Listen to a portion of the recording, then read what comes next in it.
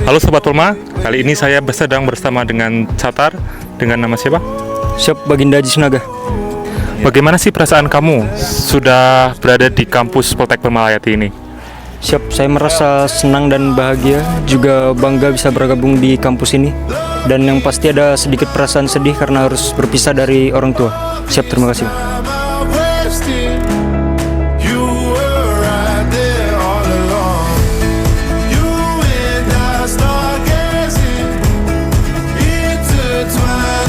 Kalau boleh tahu Bapak dari mana Pak asalnya Pak? Izin Pak, kami dari Kota Tebing Tinggi, Provinsi Sumatera Utara.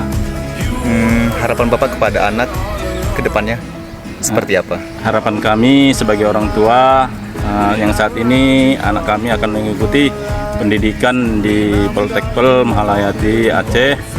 Kami berharap agar kiranya anak kami ini bisa menjadi salah satu putra terbaik bangsa untuk meneruskan bahari yang ada di Indonesia dan untuk mengangkat derajat keluarga supaya kedepannya Indonesia makin jaya.